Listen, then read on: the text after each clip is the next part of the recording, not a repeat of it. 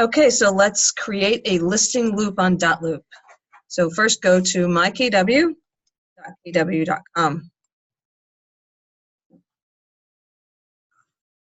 You're going to sign in with your KW passcodes.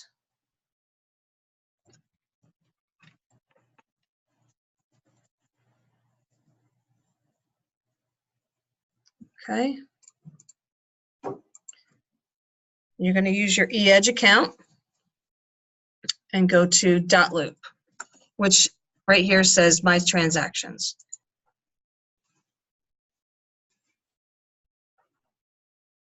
So let's say that you have a listing appointment for later on in the week, and you want to get ready for it, and you'd like to bring all the documents to the listing when you go.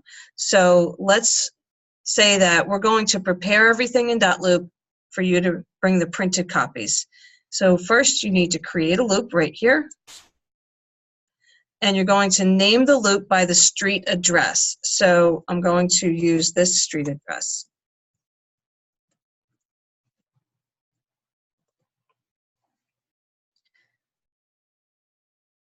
And I'm going to use this one right here. Select a template. You're going to use listing sale, create loop.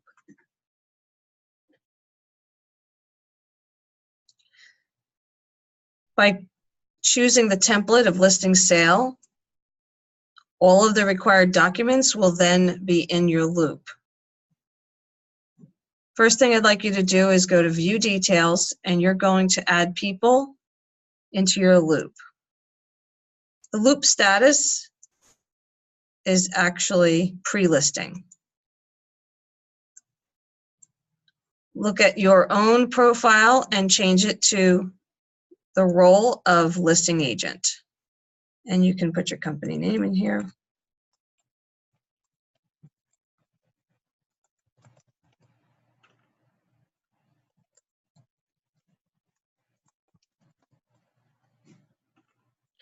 I do this all the time. The street name is over here.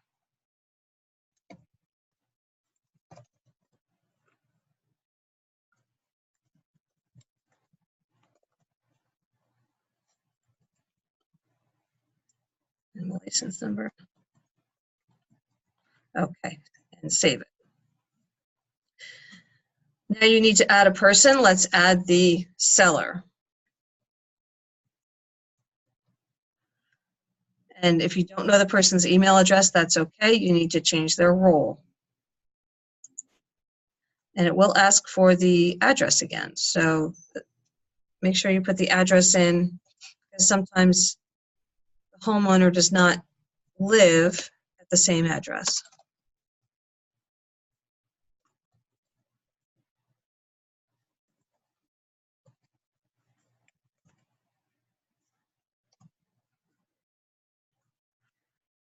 Okay. You can add any of the property information that you know right now, but again, you're getting ready to go on your listing appointment, so you may not know that information just yet. Okay, so go to the bottom and hit save. Now go all the way back up to the top. You can press the home key and go back to the loop.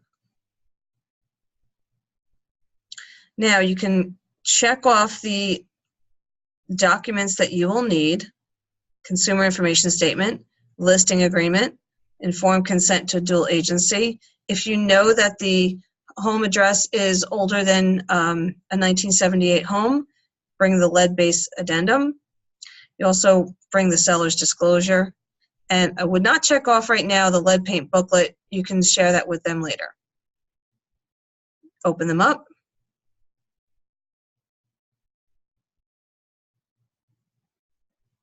And it's asking you to autofill. So kind of opens up in the middle of the page. Go up a little bit and check and see if the people in the roles are correct, which they are right now.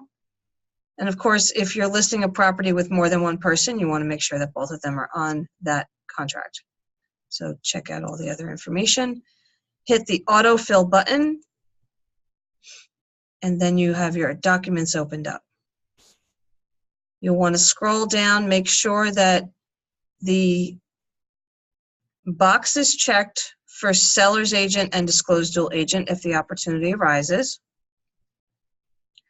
And then you have your listing contract here.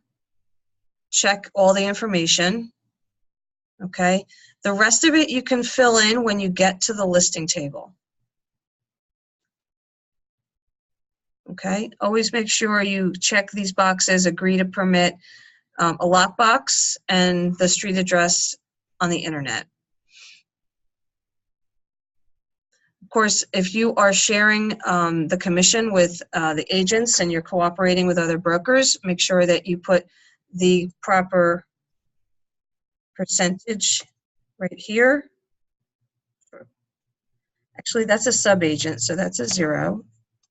Buyer's agent would be 2.5 and 2.5. Okay, and don't forget you would be putting in your total percentage up above. Okay, fill in the proper details, and then your name would go here, and the office name would go here.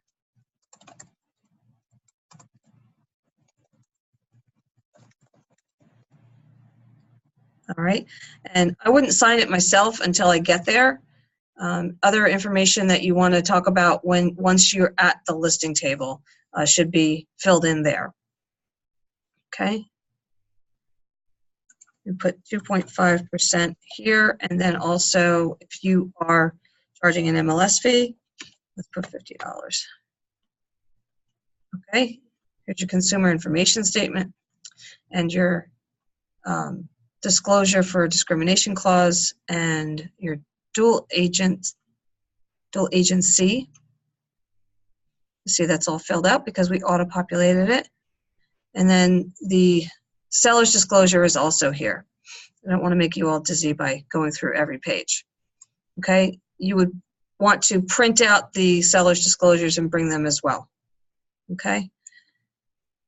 Once you go through all those pages, you save, and we're not going to share, actually. We're going to X out of this.